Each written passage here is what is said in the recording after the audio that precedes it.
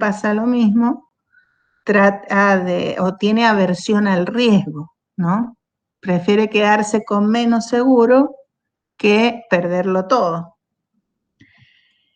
Hay otras personas que no, que son más arriesgadas, no les interesa y prefieren ir a tirar la moneda.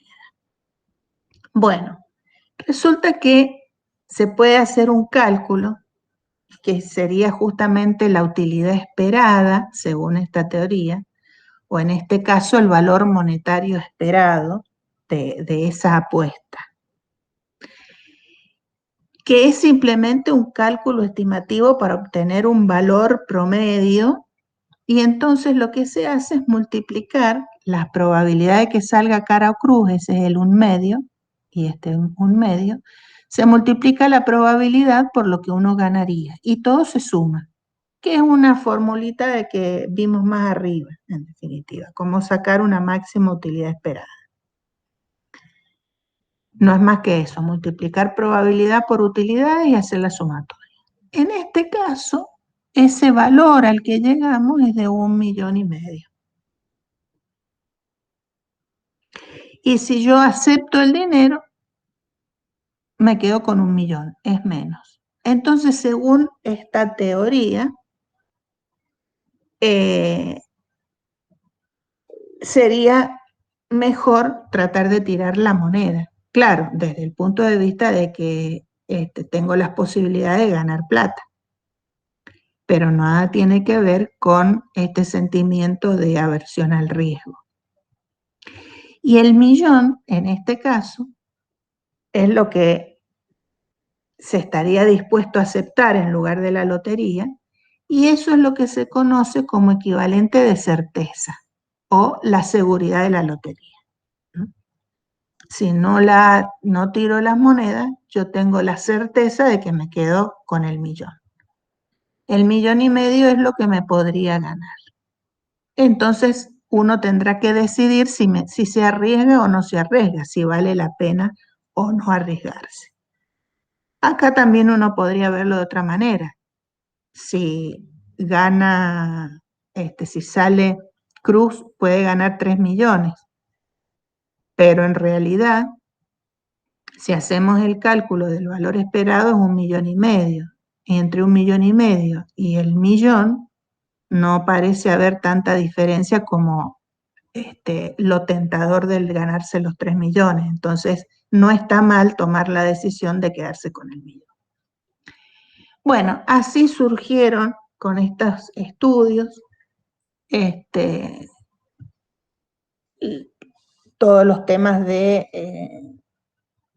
utilidad, y en general se hicieron algunos estudios en los que se pudo determinar cómo es el comportamiento de la utilidad con respecto a, específicamente del dinero hablando, ¿no? Con respecto a las ganancias o las pérdidas de dinero. Y resulta que tiene esta forma sigmoidea. Alguien hizo alguna vez un experimento real y encontró esta forma de comportamiento, que si nosotros la vemos está entre valores acotados, y uno podría decir que es esta zona chiquita que tenemos acá. ¿Qué es lo que nos dice esa curva sigmoidea? Y que mientras más pesos me voy ganando, tengo mayor utilidad. Se puede establecer mayor utilidad, pero fíjense que cuando voy perdiendo, la utilidad se va haciendo cada vez más negativa. La gente no le gusta perder dinero, aunque también llega a una zona en la que cuando la pérdida ya es muy grande, ya le da lo mismo. Si pierdo 100 millones o 200, ya da igual. Ya no es que siga descendiendo la utilidad, ya llega a un límite y después ya a la gente le da igual. Y lo mismo pasa cuando se gana mucho dinero. No es lo mismo si yo tengo 5 pesos, ganarme 1 millón, a si tengo 100 millones, ganarme 1 millón. La utilidad no va a ser la misma. Y justamente la diferencia entre esto a ti por completitud, digamos, como para tener una idea más de estos temas, es que la diferencia entre el valor monetario esperado, ese calculito que hicimos, y el equivalente de certeza, eso es lo que se conoce como prima del seguro. Y acá en estos cálculos es donde se basan las compañías de seguro para poder establecer las primas, ¿no? Cuánto se le va a cobrar a la gente según el problema que estén asegurando. Por supuesto, también está la gente que es neutral al riesgo. ¿Mm? Esto es lo que mencioné recién, para pequeños cambios de riqueza frente al actual, ya hay un comportamiento lineal. Pero por supuesto esto va a pasar cuando tenemos grandes ganancias o cuando ya contamos con mucho dinero. Si no, acá cuando tenemos poco dinero, ganar un poquito más nos hace una utilidad importante. Bueno, en estos estudios comenzó toda esta teoría de la utilidad, como les decía, en el área de la economía. Y lo interesante es que estas utilidades finalmente van a depender del problema que estemos modelando y según ese problema y la expertise que uno tenga en el tema, por supuesto que debe ser un buen conocedor del tema para poder modelarlo y asignarle utilidades. Esas funciones se pueden transformar haciendo unas combinaciones lineales, como digamos que yo puedo expresarlo con un cierto valor o darle peso a un estado determinado y hacer combinaciones lineales con valores constantes. Esto es lo que se conoce como una función de valor, ¿m? A la cual yo le puedo asignar, o sea, a través de ellas puedo asignar utilidades a cada uno de los estados. Y como son funciones de valor, se pueden establecer escalas que normalmente las podemos hacer variar entre 0 y 1. Estoy hablando de distintos estados. Si volvemos al caso de la moneda, a lo mejor yo puedo tener más utilidad, decidir que hay más utilidad si sale cara que si sale cruz, por ejemplo. Todo dependerá del experimento, del caso que yo quiera modelar y por qué razones les quiero dar una utilidad determinada a cada caso.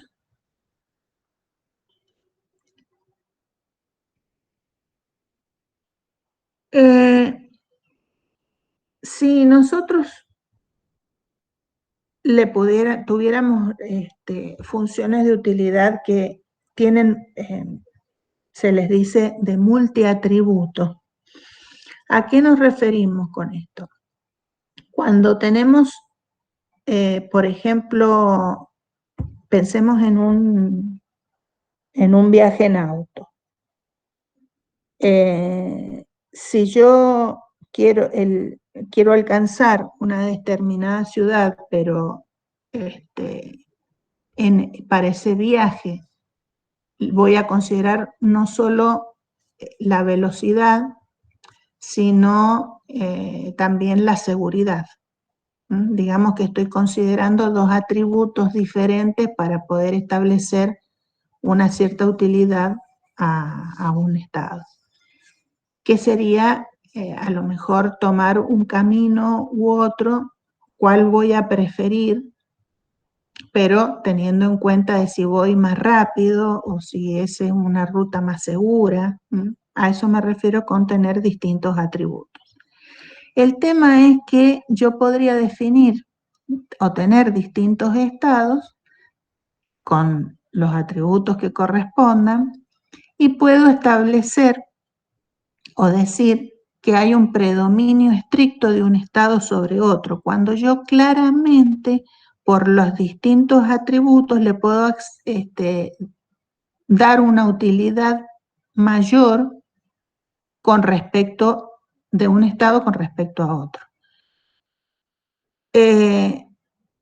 Si yo puedo establecer bien una diferencia entre todos los estados y decir que, por ejemplo, B con respecto a tiene que X1 es mayor y que el X2 es mayor con respecto a, entonces estoy diciendo que B tiene un predominio estricto respecto de A, porque la utilidad con respecto a todos los atributos es mayor.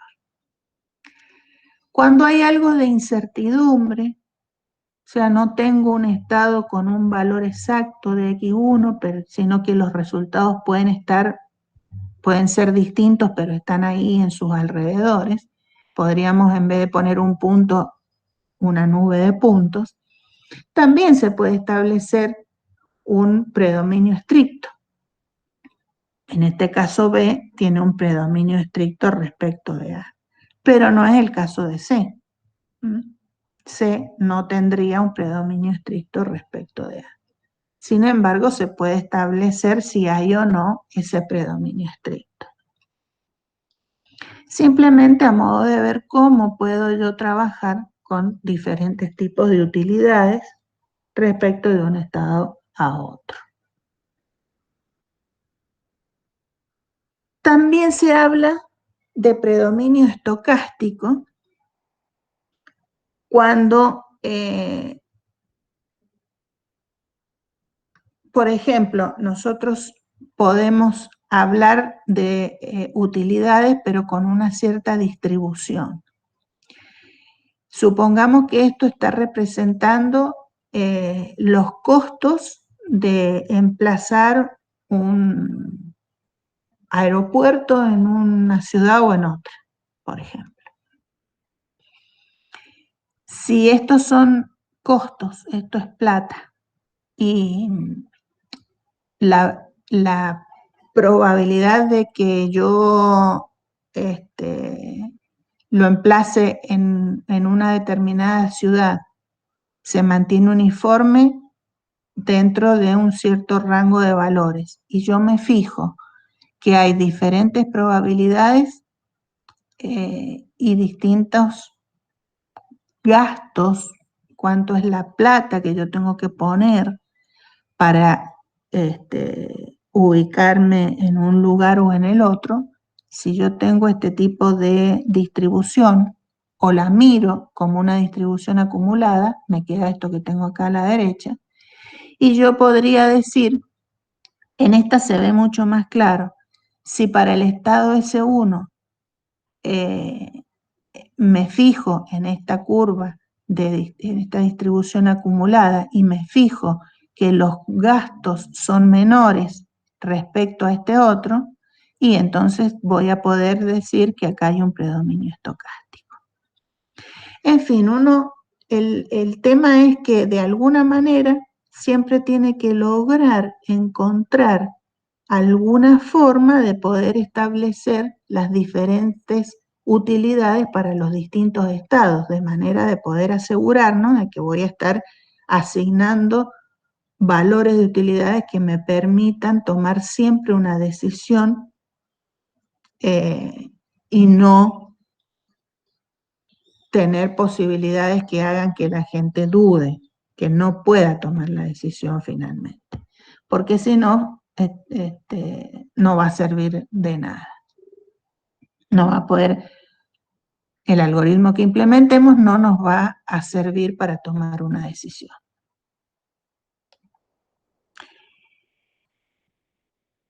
Cuando no hay incertidumbres, la independencia de la preferencia es importante. ¿A qué nos referimos con esto? Si tenemos dos atributos, vuelvo al caso del viaje, si tenemos que considerar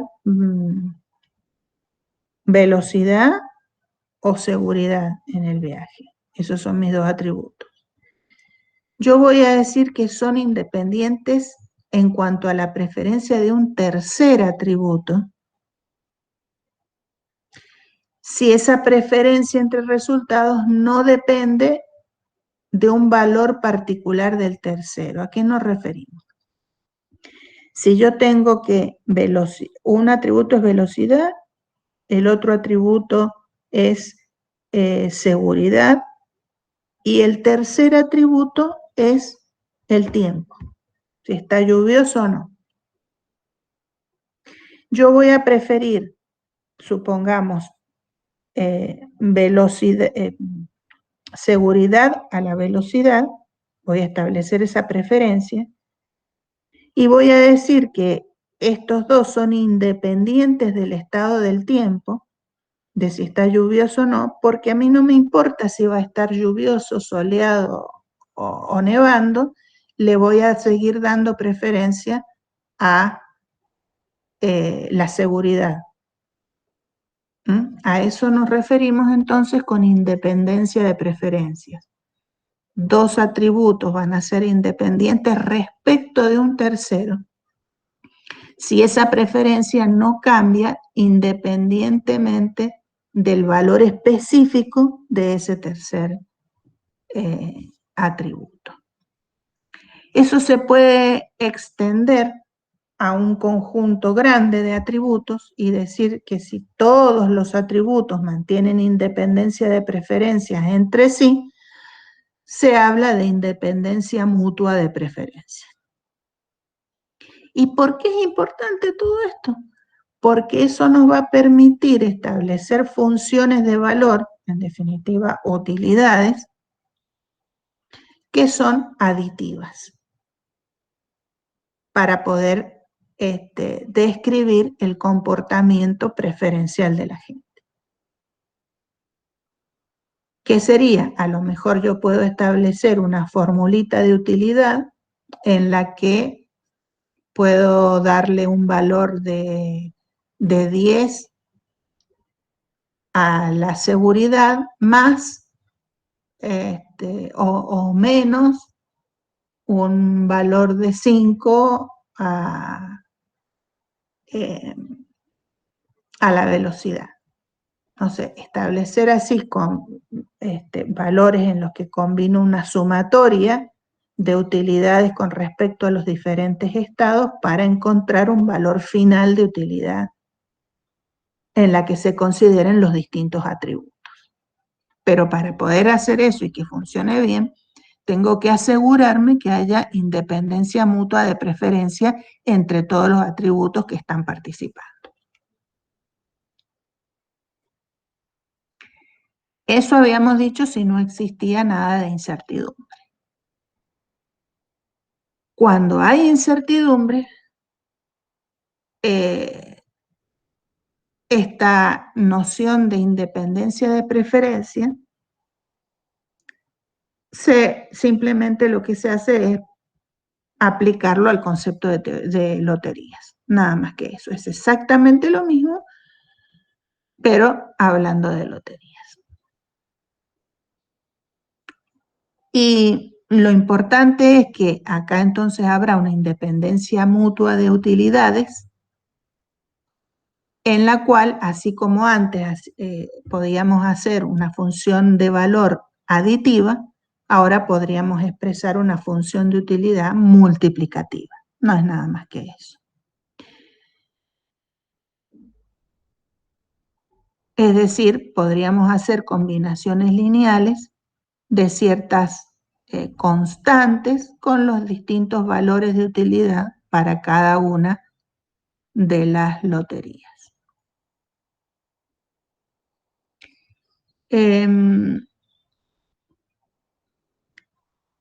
Bueno, todo esto, en definitiva, es en lo que, y que lo hemos visto así muy, muy rápidamente, es para que ustedes sepan que en todos esos conceptos se basa lo que vamos a ver ahora, que es lo que se conoce como redes de decisión. Las redes de decisión no son más que redes bayesianas, como vimos antes, a las cuales se les va a agregar algo más ahora. No solamente las redes bayesianas, si ustedes recuerdan, eran distintas variables que representábamos mediante nodos y con arcos establecemos las relaciones entre esas variables. Bueno, ahora, además de esas variables y las relaciones entre sí, podemos incorporar utilidades y acciones. De esta manera vamos a armar esto que se conoce como redes de decisión o diagramas de influencia, y que es una herramienta por la cual nosotros vamos a poder, o nos va a ayudar a tomar decisiones. Con las elipses, como veníamos haciendo antes, vamos a estar representando distintas variables aleatorias. Vamos a pensar en un ejemplo acá que es el de el emplazamiento de un aeropuerto en un determinado lugar, y lo que vamos a tratar de evaluar o lo que va a influir en nuestra decisión final de si establecerlo en una ciudad o en otra, va a ser el costo, por ejemplo, cuánto ruido afecta al emplazamiento y cuánta siniestralidad, cuántos aviones se pueden caer y cómo puede influir si hay más o menos población, por ejemplo, en el lugar. Esas serían las variables a tener en cuenta en mi red. Pero ahora vamos a ver que podemos incluir también graficados como rectángulos, puntos donde estoy indicando cuáles son las acciones posibles y sobre eso es sobre lo que yo voy a querer tomar una decisión. En este caso, voy a colocar el emplazamiento. Quiero saber si va a ser, ¿dónde hago el emplazamiento? ¿En una ciudad o en otra? Bueno, esa es mi pregunta. Y lo último que vamos a agregar como nodos son unos rombos con los cuales yo voy a estar indicando justamente la utilidad de la gente. Si ustedes me preguntan cómo asignar valores de utilidad, simplemente eso va a surgir del estudio del problema que uno quiera trabajar, quiera modelar.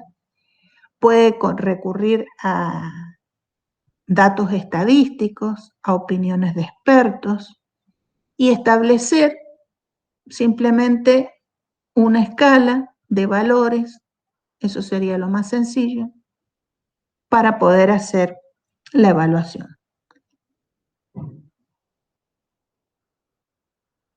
Yo les decía recién que tendremos que recurrir, por ejemplo, a datos estadísticos. Bueno, es muy importante saber que en este caso, para las redes de decisión son muy, muy sensibles a los valores utilizados.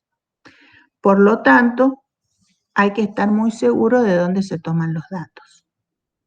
Y se pueden hacer análisis y se deben hacer análisis de sensibilidad de esos datos.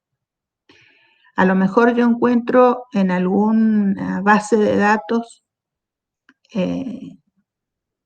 lo que yo necesito para poder utilizar en mi modelo, pero una vez que armé mi modelo, puedo obtener resultados y hacer pruebas variando, haciendo pequeñas variaciones a propósito en esos datos y ver si me cambian mucho los resultados.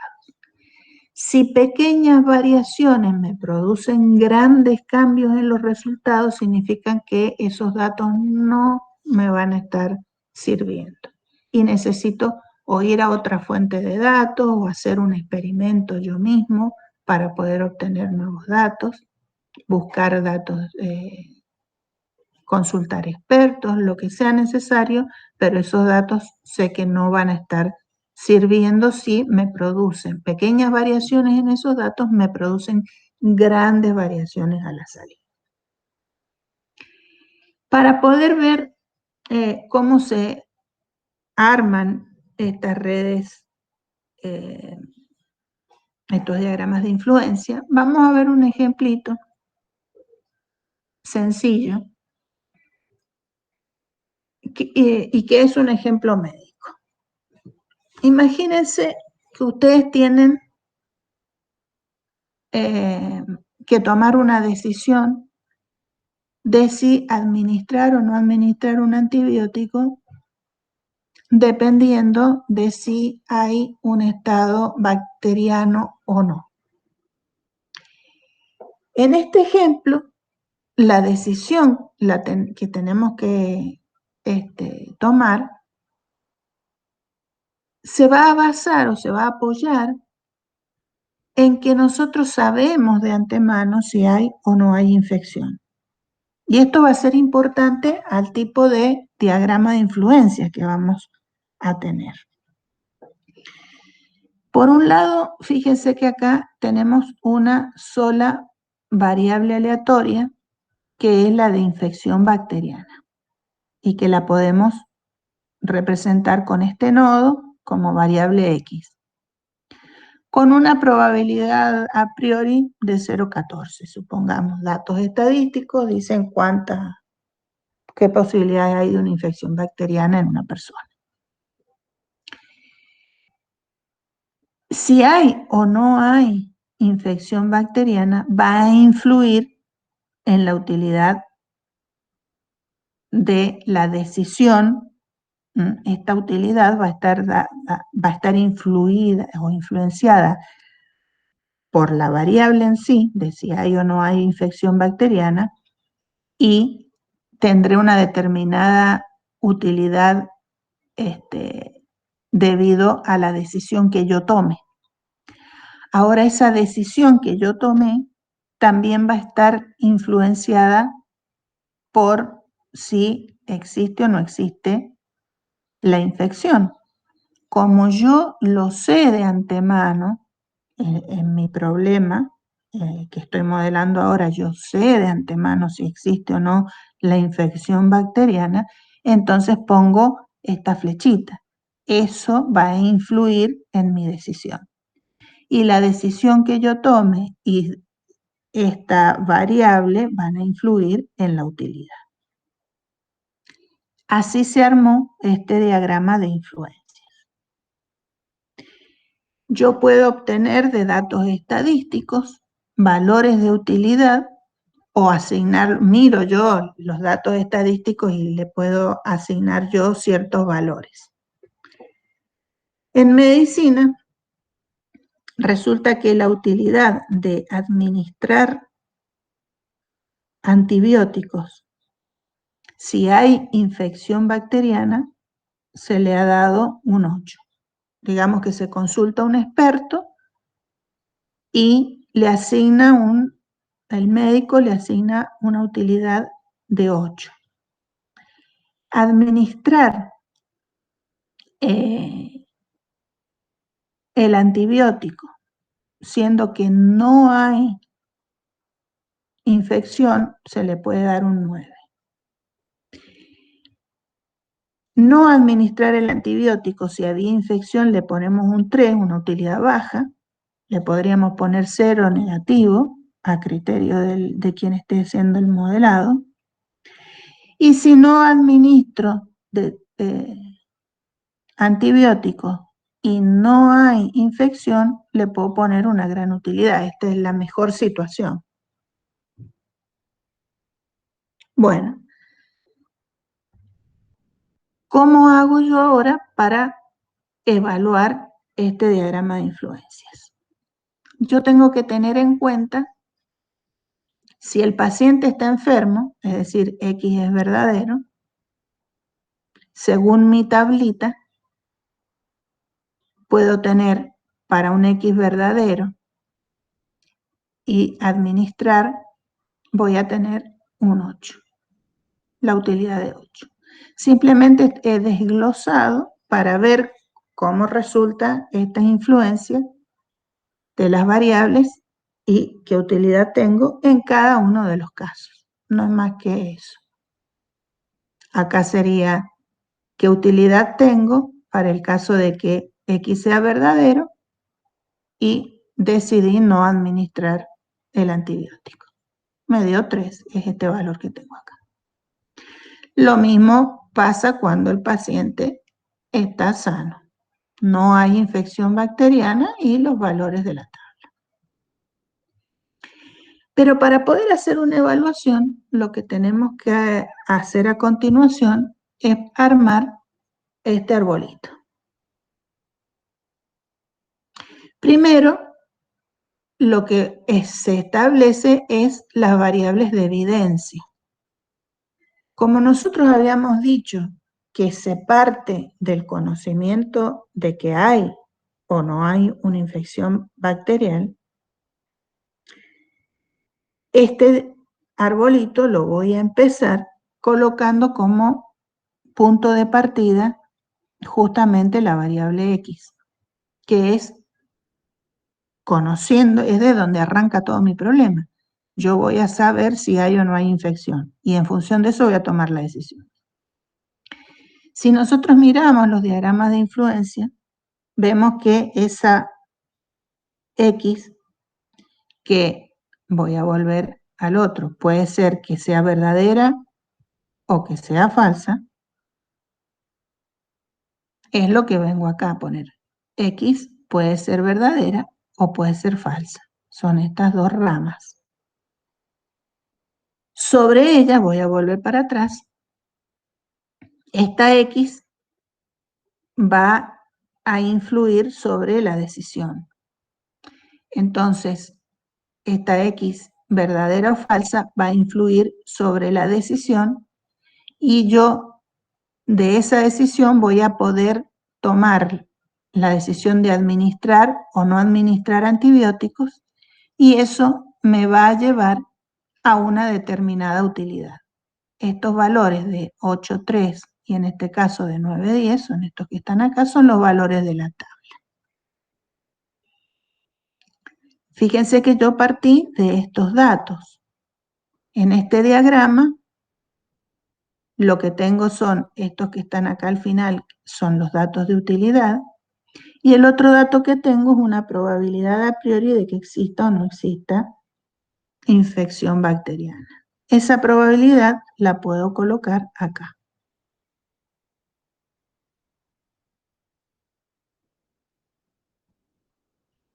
Ahora que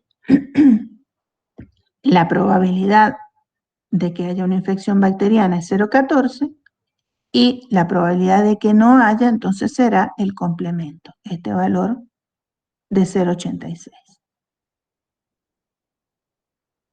De estas dos utilidades, me quedo con la mayor y puedo hablar acá de una utilidad de 8. Me quedo con la mayor y paso la utilidad de 8 acá. Lo mismo acá, me quedo con la utilidad mayor de 10.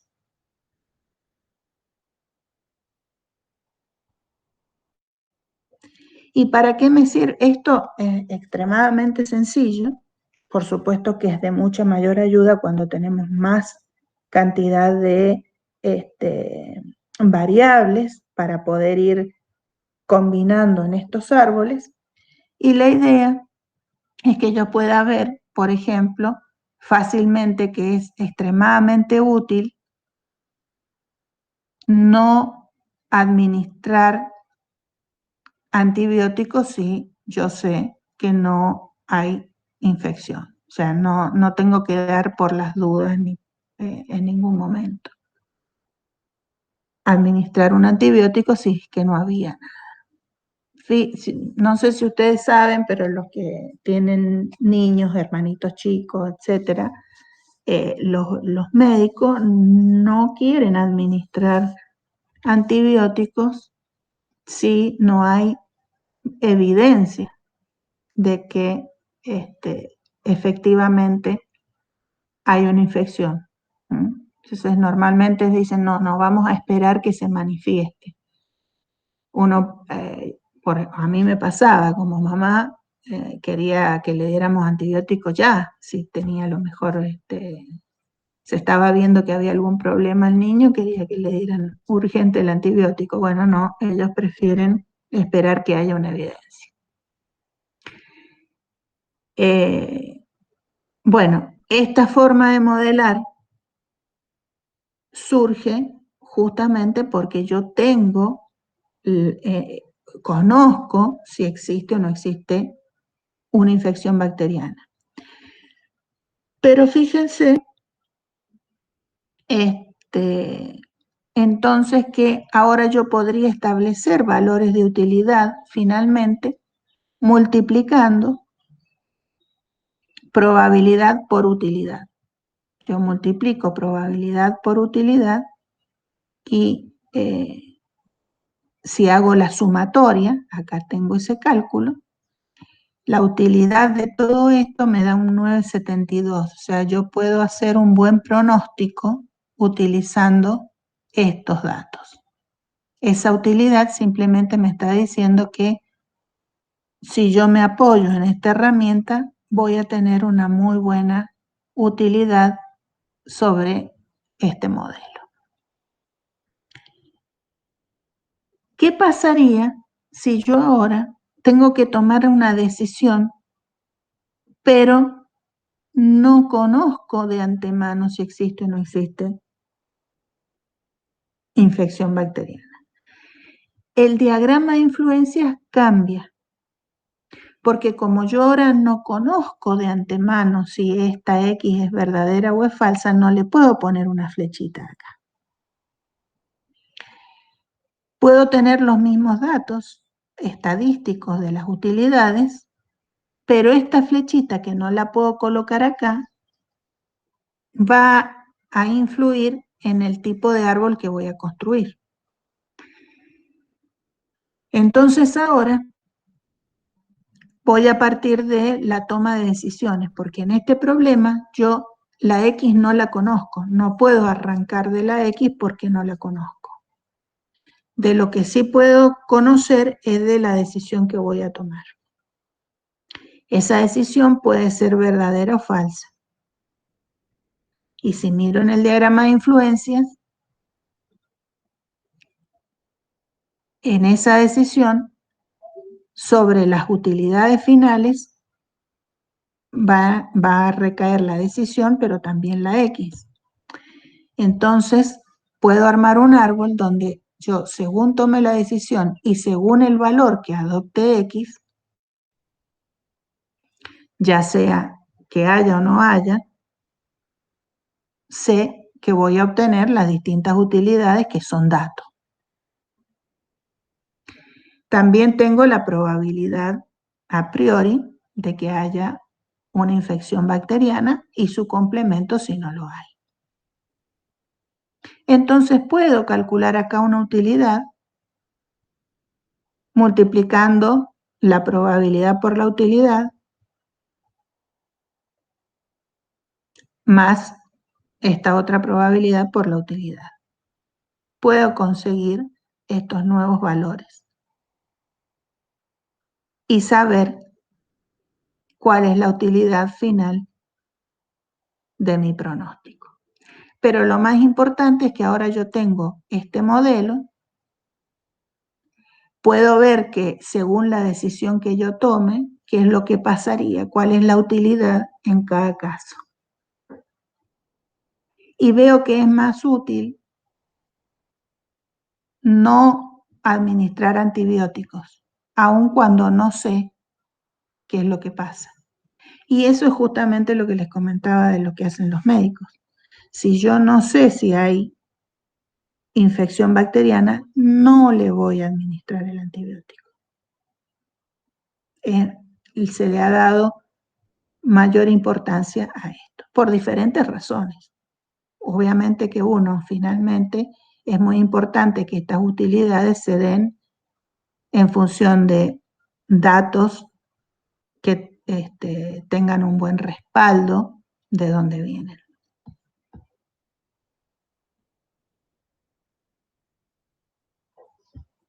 Bueno, hasta acá A ver qué hora es. 9:38. Bueno, nos tomamos un recreíto hasta las 10. Volvemos a las 10 y seguimos con lo que va a ser esto, el valor de la información. Profe, Sí. después va a subir esta presentación porque la que está en aula abierta está desactualizada. Esta la hice porque le puse más. Sí, sí, se la subo, no tengo problema. Pero tiene exactamente lo mismo, ¿eh? Tiene el mismo contenido. Le cambié los colores y le puse un dibujito nada más. Pero no hay. La parte A del ver, ejemplo te habla del millón y de ahí hasta, no me acuerdo qué diapositiva, no están ¿no está? directamente. ¿No está? No, Bueno, sí, lo subo. Ya, ya mismo se la subo. Ok, gracias. gracias. Nos vemos a las 10.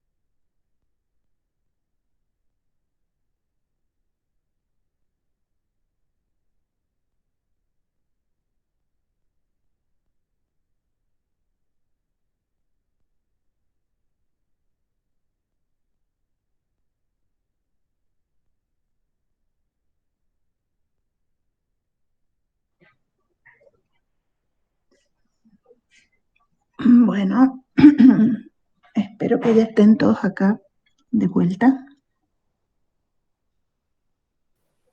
Profe, ¿le puedo hacer una Sí, pregunta rápida sobre el parcial? sí, claro.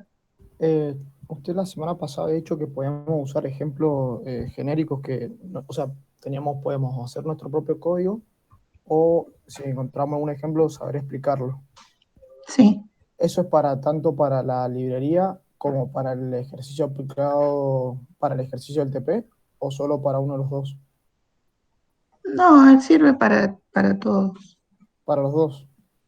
Sí, sí. Ah, bien, está bien. Bueno, Si era para saber porque, consigue, claro, si conseguís algo que ya esté hecho, no, no tengo inconveniente. El asunto es saber cómo se hizo, cómo se utiliza, ese tipo claro, de o sea, cosas. saber explicar bien el funcionamiento del código de cada parte. Claro, claro. Bien, bien, buenísimo. Bueno, gracias, profe, era eso que no me había quedado claro. Bueno, de nada. Bueno, vamos a retomar entonces.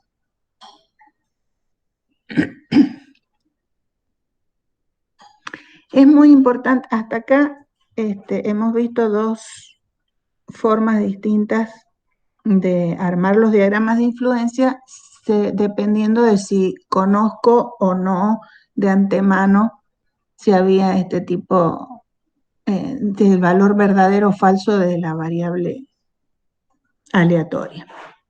Ahora es muy importante también ser conscientes de que hay que saber qué preguntas se deben hacer.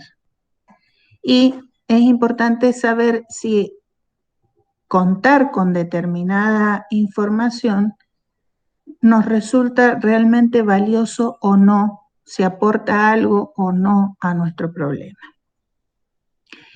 Entonces también va a ser importante, y lo vamos a ver más adelante, tratar de dilucidar si contar con esa información va a ser beneficioso o no para la toma de decisiones.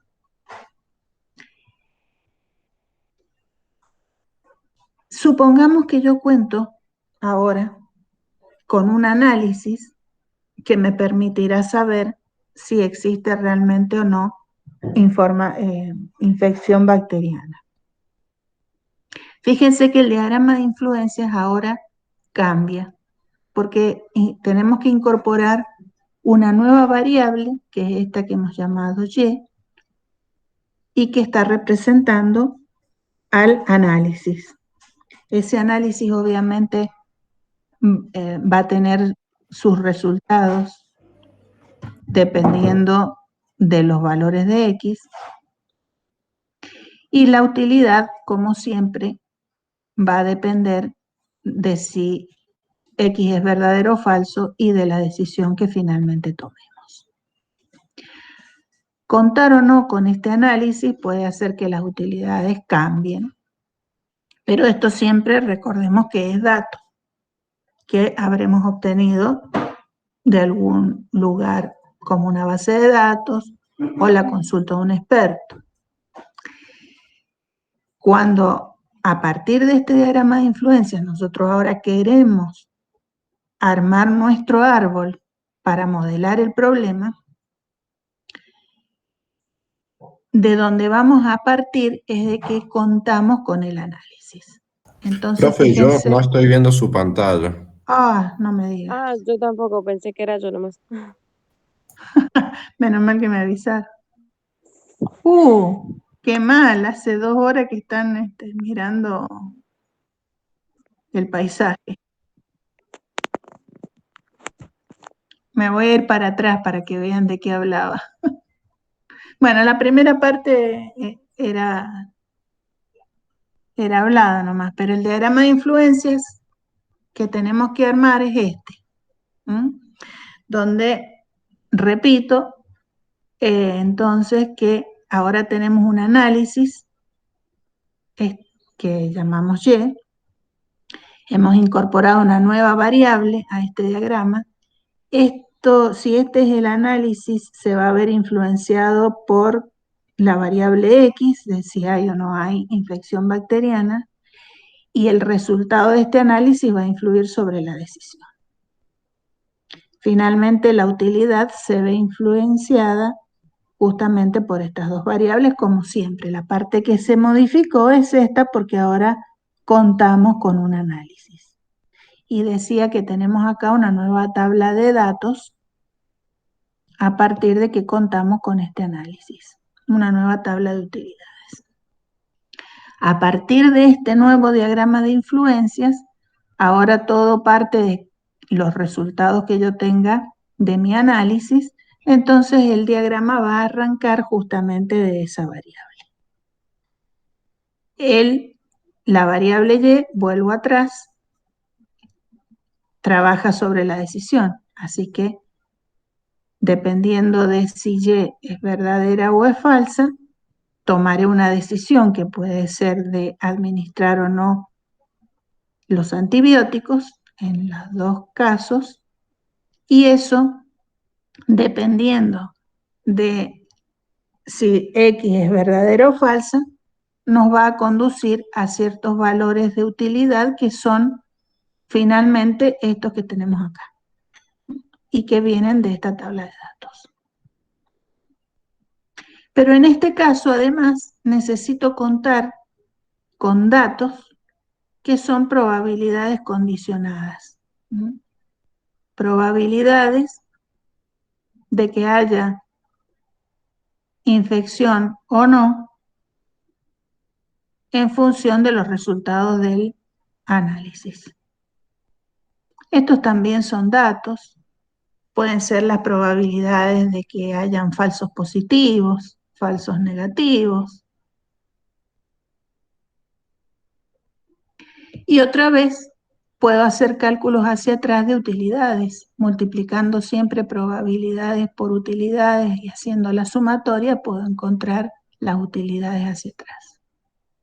Y cuando tengo dos utilidades me quedo con la mayor y esa es la utilidad que pasa finalmente acá. Pero tengamos presente que en definitiva lo que estamos haciendo es modelar nuestro problema y entonces a través de esta herramienta yo podría incluso armarme un sistema experto con estos arbolitos. Y entonces justamente acá es donde tengo que saber qué preguntas hacer y el sistema podrá decir, ¿cuenta con un análisis, sí o no? ¿El análisis dio verdadero o no?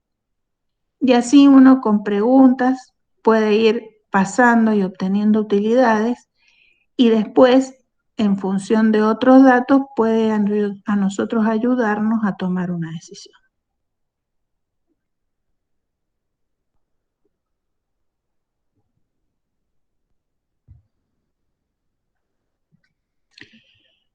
También existe el problema de que se pueda contar con la información, pero aún así no sabemos cuánto estamos dispuestos a pagar por esa información. Porque puede ser que la información sea muy valiosa o no.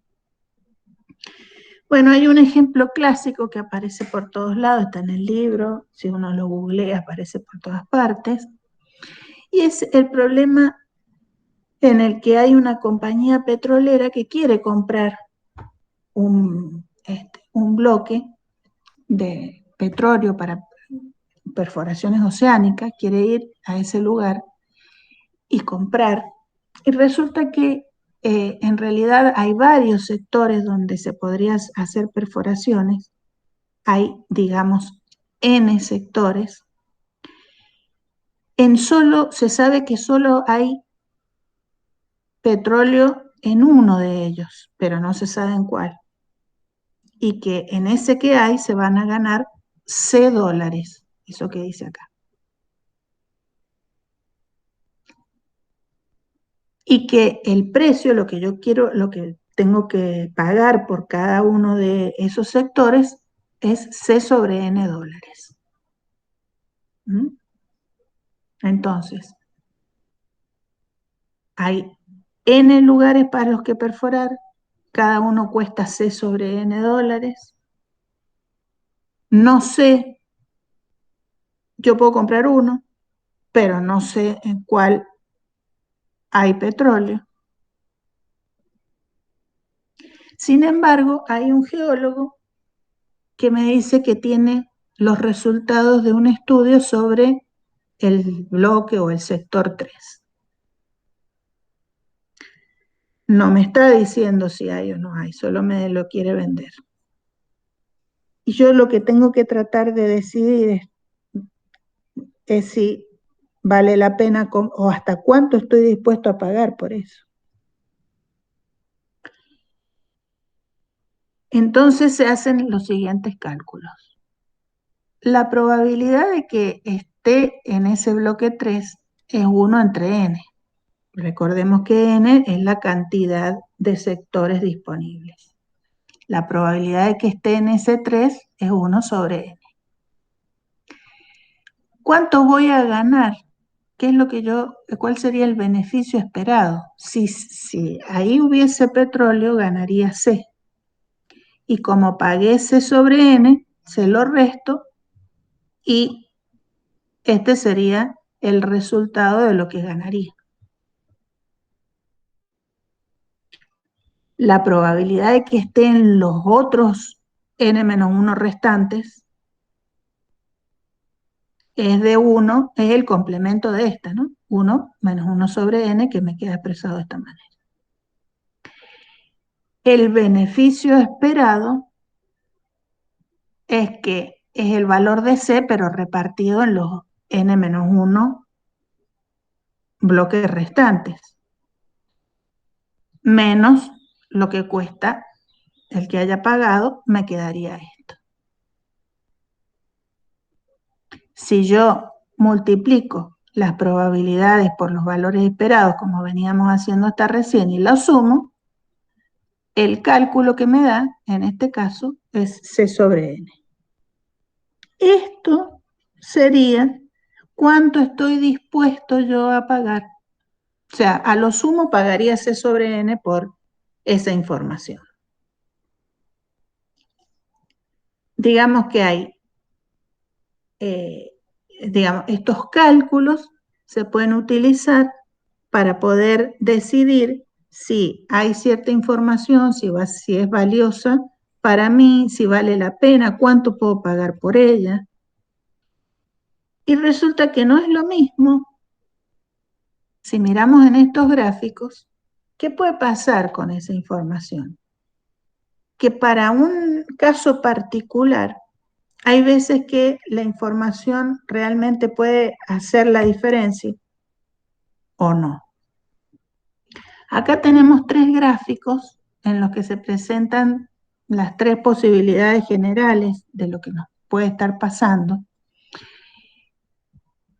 en donde supongamos que tenemos probabilidad de una utilidad dada una determinada evidencia. Supongamos que estamos hablando de 2 rutas. Yo tengo que tomar la decisión de ir por una ruta o por la otra. ¿Qué puede pasar? Que si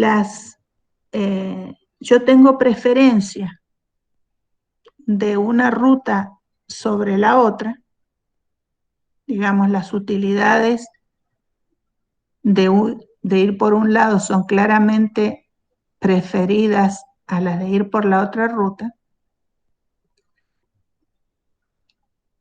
a ver si nos vamos a un caso específico, por ejemplo, que una ruta es de tierra con ripio, con pozos, está en muy mal estado, y la otra es una ruta pavimentada, de última generación, con toda la tecnología instalada. Y bueno, prefiero esa última, y no importa si la información es el dato meteorológico de si va a haber lluvia o no. La verdad no me interesa, yo voy a seguir prefiriendo la ruta buena. Entonces, en ese caso, la información directamente no es necesaria. El siguiente caso sería en el que la elección no es clara, pero la información es crucial, es importante. Es la que va a definir, la que me va a ayudar a tomarle justamente la decisión. Es el caso en el que las dos rutas son de tierra, pero hay una que soporta inundaciones y la otra no. Sin embargo, pero una es más corta que la otra. O sea, no está muy claro por cuál ir, pero si yo sé si llueve o no llueve, voy a poder tomar la decisión sobre cuál ruta tomar, porque hay una que a lo mejor, o sea, si no llueve me da lo mismo, pero si llueve claramente sé cuál voy a tomar. Entonces allí es importante tener la información del tiempo. Y en el último caso es cuando la elección no está clara y la información tiene menos valor. A lo mejor no está claro, otra vez tenemos dos rutas que son buenas ahora. No está muy claro cómo puedo decidir si ir por una o por la otra. Me da más o menos lo mismo. Y si llueve o no llueve, tampoco me va a ayudar demasiado a tomar la decisión porque las dos rutas son buenas. Entonces, es muy importante saber muy bien en qué casos, vuelvo al principio cuando les decía, es importante incluso saber qué preguntas hacer. Es importante saber si la información me va a ayudar o no a tomar una decisión. Es importante saber cuánto estoy dispuesto a pagar si tengo que comprarla. Todo ayuda al momento de la toma de decisiones. Normalmente, cuando uno tiene esta información, se lo conoce con el nombre de valor de la información perfecta. Y viene simplemente porque uno tiene alguna evidencia exacta de una variable aleatoria, por ejemplo, si llueve o no llueve, y como es la información exacta, de ahí se les ocurrió colocar valor de la información perfecta, nada más que por eso. Y también es importante tener presente que nunca es negativo el valor de la información. Es decir, que nunca tiene que ser una información que sea perjudicial. Siempre la información nos tiene que por lo menos ayudar para tomar la decisión. Yo les mencioné hace rato que entonces uno podría utilizar estas cosas para poder armar las bases de conocimientos de sistemas expertos. Y justamente lo que hace falta, por lo que hemos estado viendo hasta ahora, es que para poder trabajar en estos temas es necesario un experto del dominio y algún ingeniero del conocimiento. Es decir, hay que incorporar expertos en el tema para poder hacer buenos diagramas de influencia.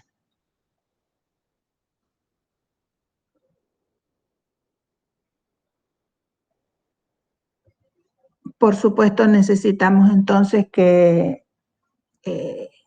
habrá alguien que tenga que establecer las preferencias entre los resultados y por lo tanto, por eso es que necesitamos que sea alguien que conozca el tema, que sea un especialista en el tema. Los analistas de decisiones se especializan justamente en hacer este tipo de análisis y son muy utilizados para diagnósticos y diseños en ingeniería, gestión de recursos, en diversas áreas pueden ser útiles este tipo de diagramas. Esto no es más que un resumen de lo que hemos estado haciendo hasta ahora. Para poder crear un modelo, tenemos que establecer el diagrama de influencias, básicamente, llevarlo a un modelo de decisión cualitativo, es decir, armar los arbolitos y asignarles los valores de probabilidades a través de bases de datos, recopilación de información, consulta de expertos, etc. ¿A dónde queremos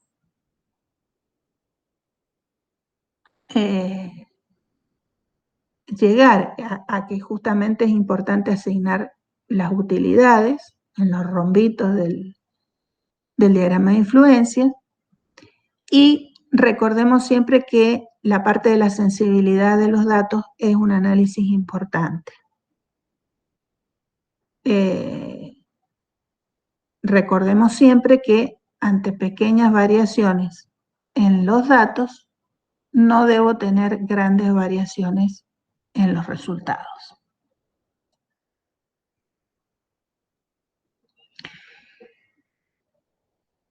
Ahora bien, acá cuando hay tomar decisiones que son provenientes de un problema que es más complejo, muchas veces lo que hay que hacer es ir tomando decisiones en forma secuencial.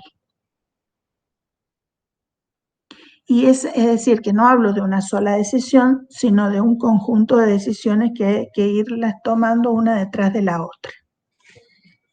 Y entonces se puede hablar de un modelo de transición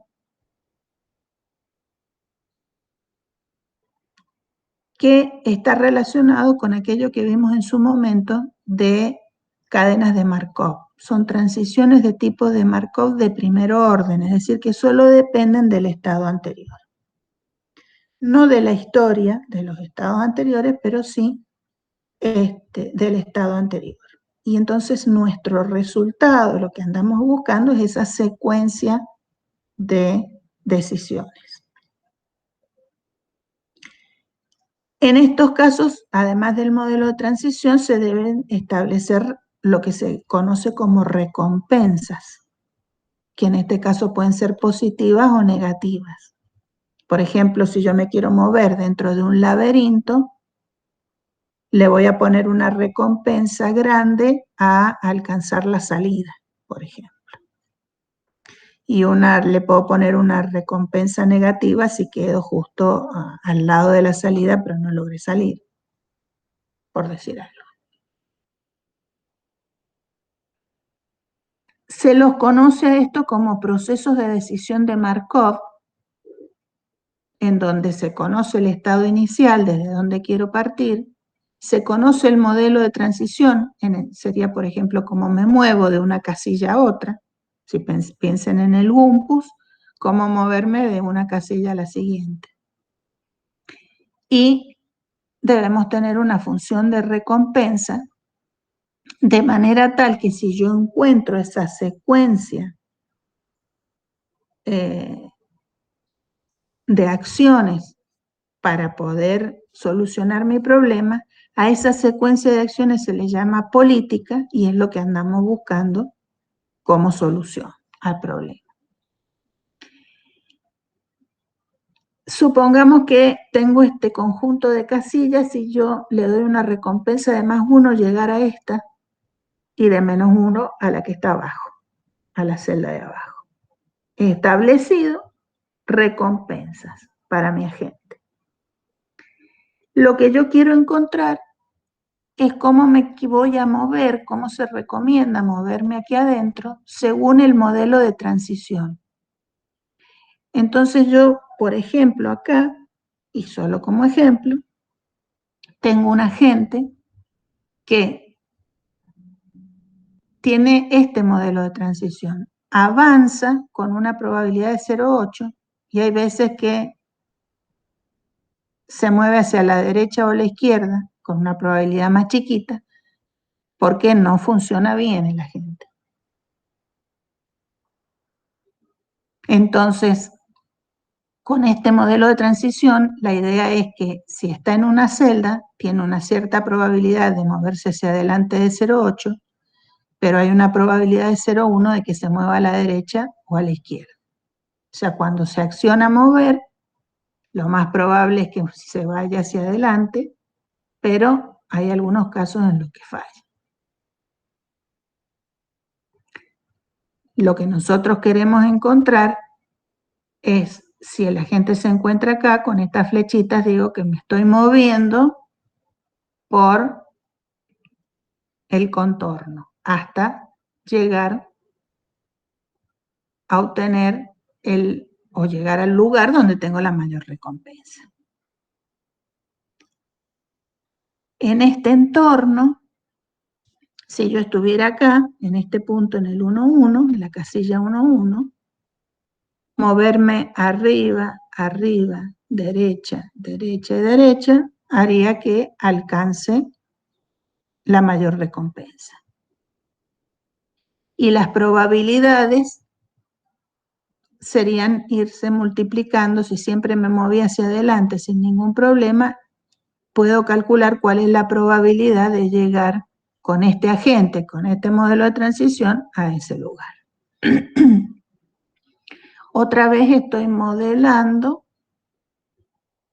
con este modelo de transición estoy definiendo cómo se puede mover el agente, por ejemplo, en este entorno, y puedo encontrar los distintos caminos para poder llegar a la mayor recompensa. Si estuviera acá en este punto, podría hacer todo este recorrido o eventualmente podría llegar por este otro camino. Y puedo encontrar las diferentes probabilidades con las que puedo alcanzar el espacio deseado.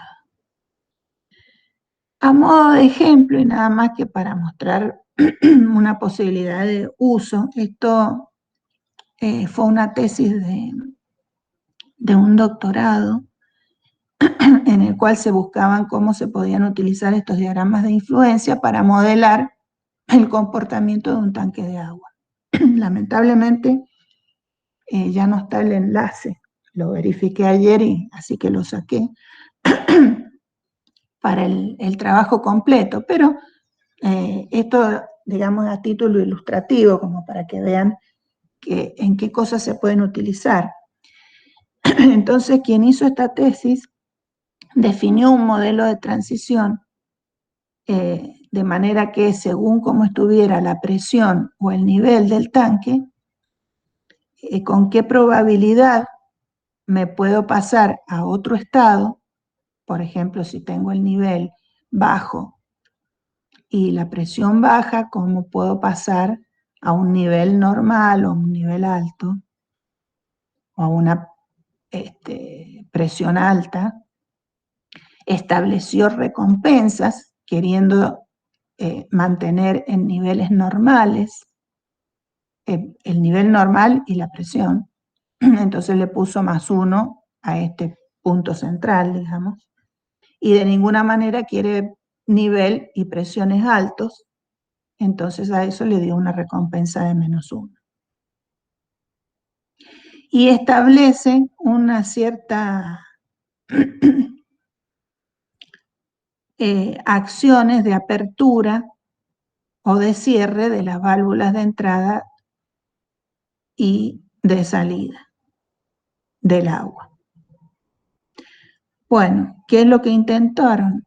Intentaron encontrar la política adecuada, haciendo los distintos recorridos y calculando probabilidades, cómo se puede llegar a este punto. Entonces se puede establecer de qué manera se pueden abrir y cerrar las válvulas para poder llegar a este punto.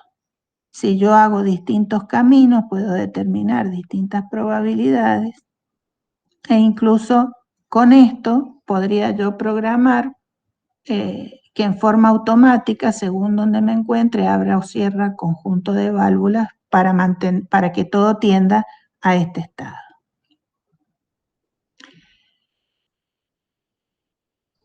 Bueno, este es como un pantallazo así genérico de las diferentes opciones que existen para modelar este tipo de problemas. Existe una forma muy básica de armar un árbol de decisión que nos ayude justamente a tomar alguna decisión y está relacionada con armar un árbol de este estilo, en el cual nosotros podríamos establecer distintas variables. Por ejemplo, imagínense que dependiendo de si el día está soleado, lluvioso o nublado, vamos a enviar a Bender o no, al robot o no, hacer algún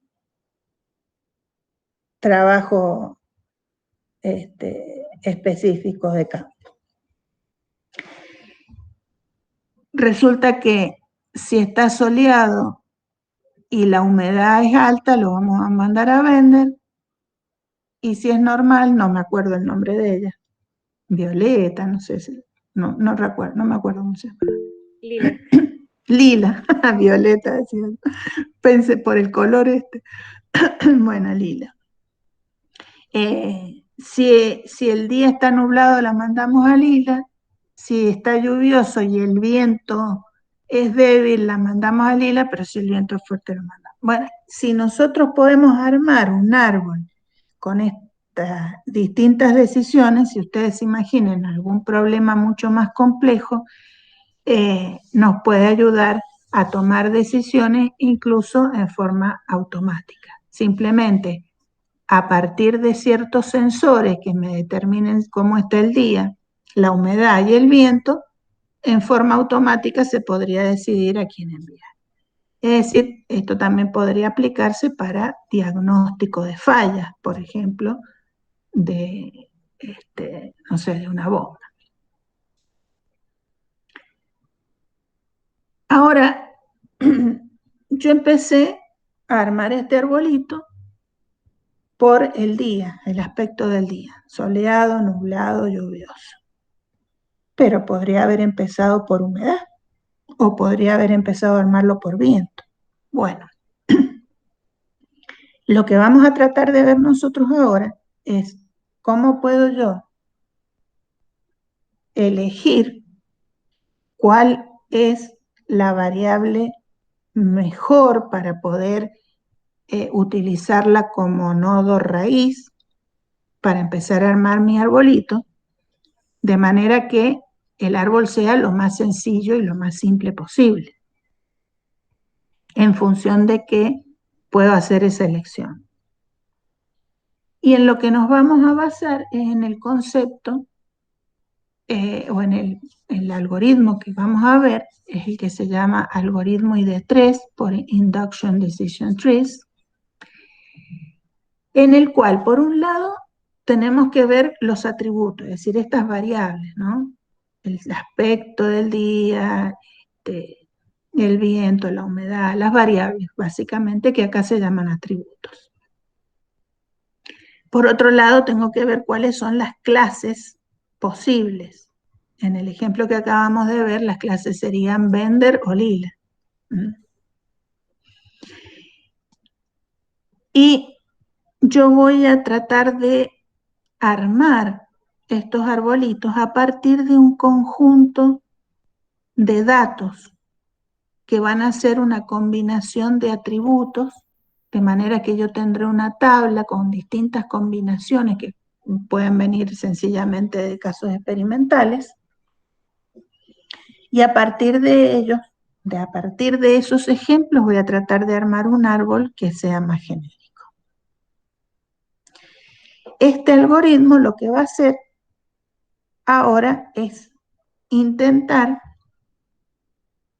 elegir el atributo según los ejemplos que yo tenga.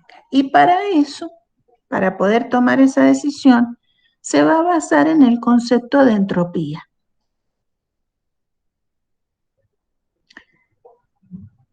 Finalmente, este concepto de entropía está relacionado con la ganancia de la información disponible.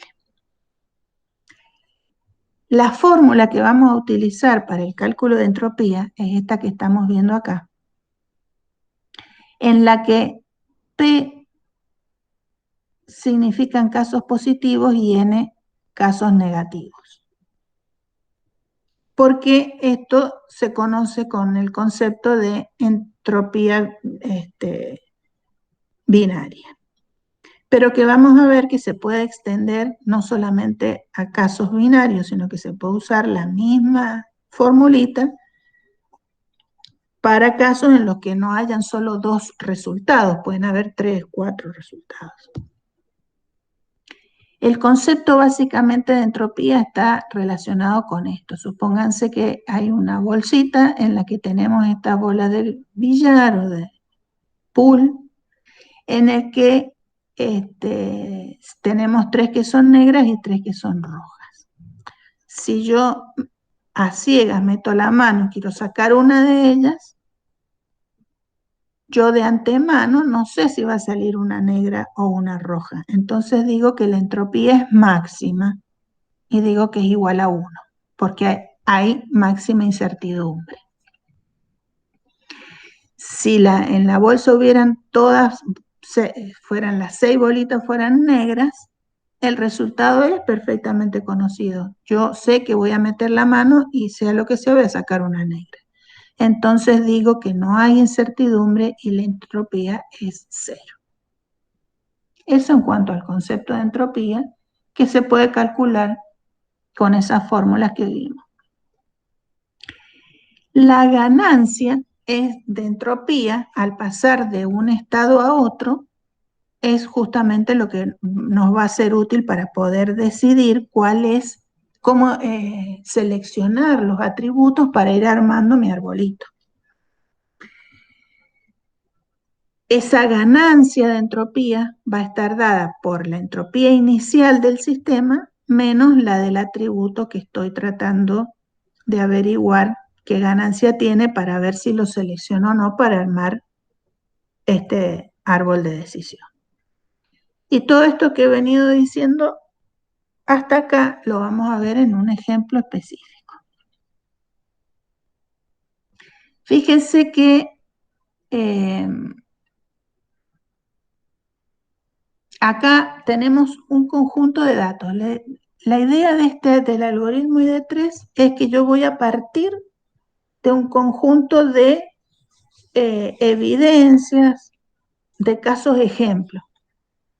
Acá vamos a pensar en un ejemplo en el que tenemos aspecto del día, temperatura, humedad y viento. Según la combinación de ellos se va a decidir si se va a ir a jugar o no al tenis.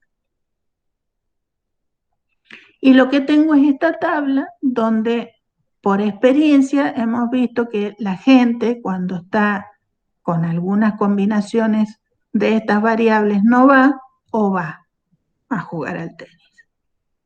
A partir de estos 14 ejemplos, voy a tratar de armar un árbol para tomar decisiones en general.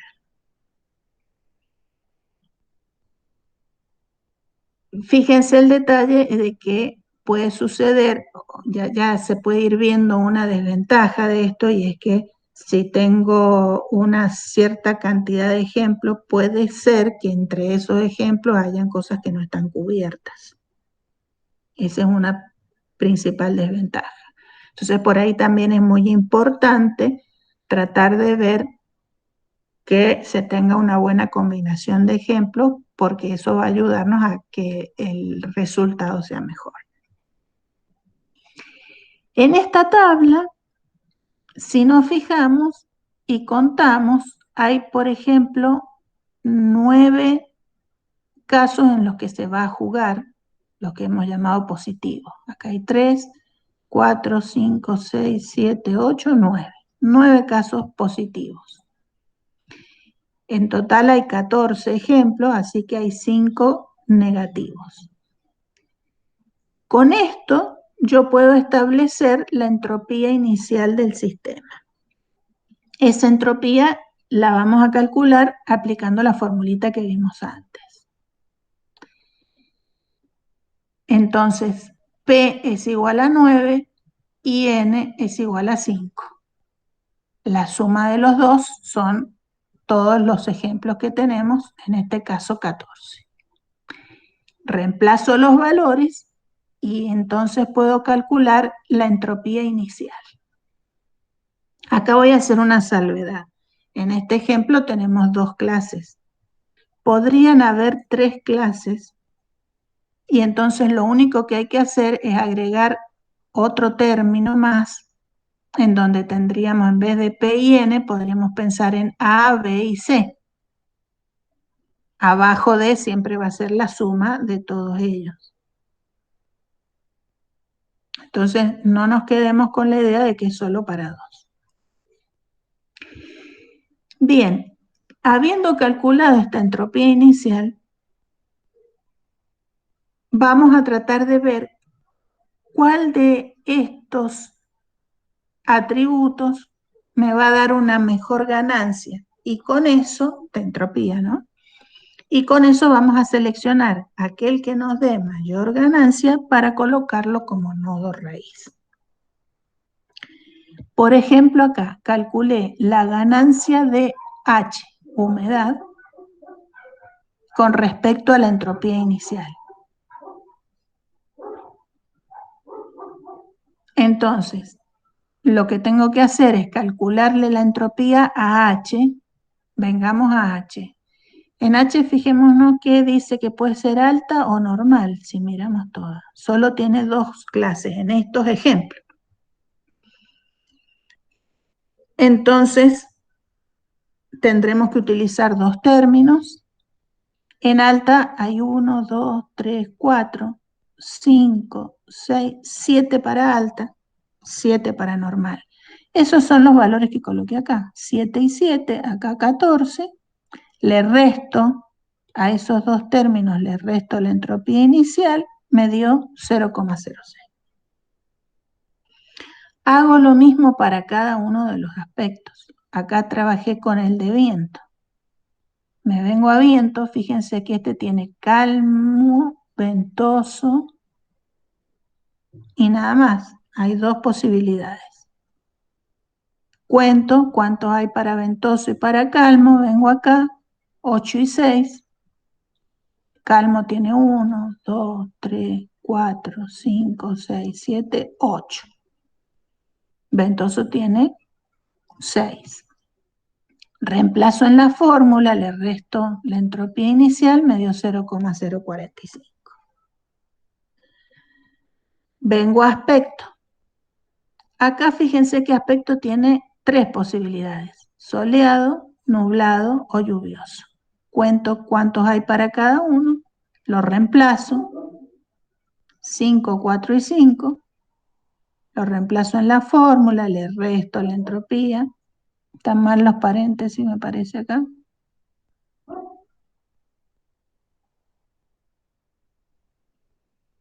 Algo tengo mal escrito, si no me equivoco.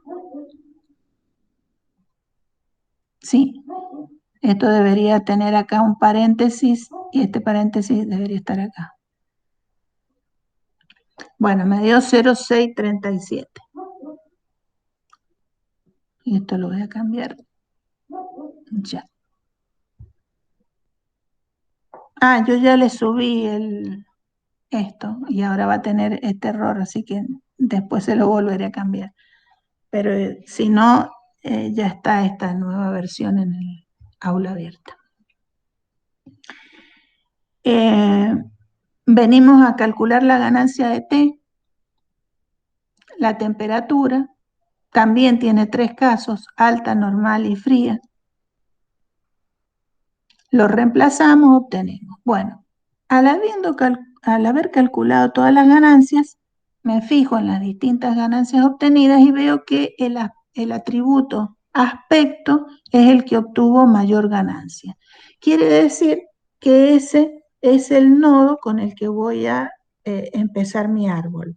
Lo voy a utilizar como nodo raíz. Si extraemos los resultados para el atributo aspecto, que sabemos que tienen 3 resultados, las clases podían ser positivas o negativas. Entonces voy a usar este aspecto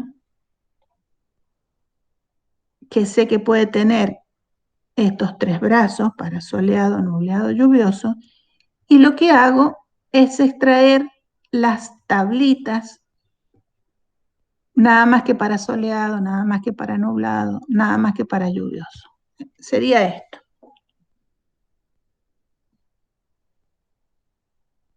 Entonces, cuando el aspecto es soleado, me quedo con esta tabla. Cuando el aspecto es lluvioso, me quedo con esto. Cuando el aspecto es nublado, resulta que puedo ver que los casos que me quedan son todos positivos. En todos los casos se va a jugar al tenis.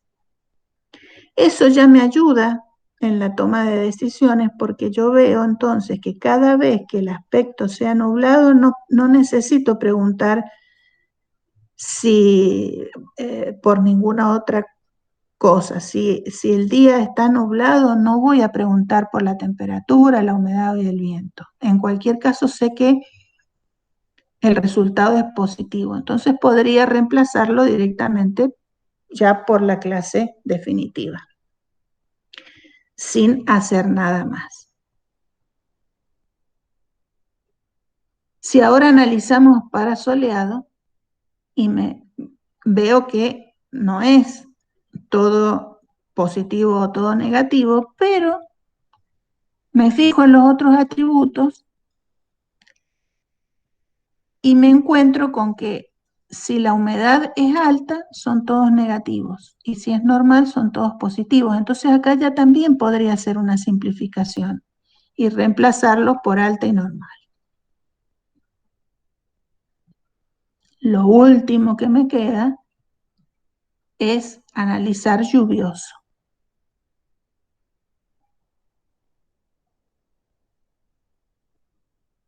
Para lluvioso veo que, por ejemplo, es negativo con el viento ventoso, cuando está ventoso.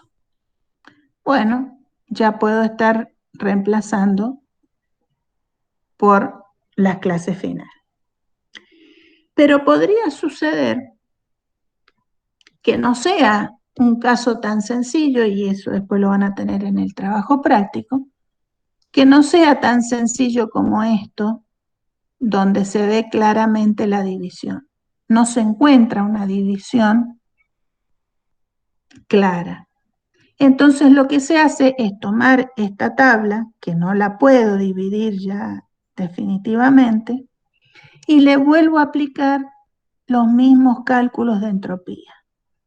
Tengo que volver a repetirlo para estos tres. Le saco a este como nueva entropía inicial y después le hago la ganancia a cada uno de estos atributos. De ahí voy a poder sacar cuál de estos atributos es el que tengo que seguir colocando y seguir, digamos que es un algoritmo recursivo hasta llegar a las hojas finales.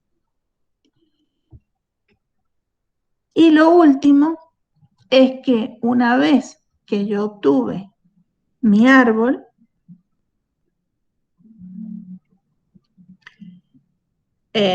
como inconvenientes, ya habíamos hablado de que se generan a partir de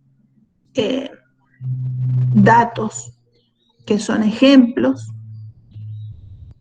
que podrían ser no totalmente descriptivos de todo el problema, que favorece indirectamente algunos atributos que tienen muchos valores y a lo mejor no son los más útiles. Puede que se terminen armando árboles muy grandes, porque según los datos que yo tenga puede que se simplifiquen rápidamente o no, pero en general suelen ser bastante útiles igualmente para problemas de clasificación y diagnóstico. Y a partir de estos árboles, una vez que yo los armé, puedo usarlos como base de conocimiento para un sistema experto, en el cual cada una de las ramas se puede transformar perfectamente en una regla de la base de conocimiento que a la vez se puede traducir en una sentencia if, then else, para poder programar. Si yo tengo que aspecto es soleado y la humedad es alta, entonces la clase es N. Y así puedo ir obteniendo las reglas con cada una de las ramas para poder armar una base de conocimiento. Y finalmente se puede traducir fácilmente en sentencias de programación. Bueno, este algoritmo ID3 es al que más le vamos a apuntar en los temas de toma de decisiones. Yo, como este jueves, lo que vamos a tener es la presentación de sus videos. Recién para la semana siguiente van a tener un nuevo práctico relacionado con este algoritmo. Así que hasta acá llegamos hoy. Quedan liberados. Gracias por haber venido. Nos vemos el jueves. Bueno, profe, nos vemos. Nos vemos, profe. Gracias, Chau, profe. chau. Chau, chau. Chao, profe. Chao.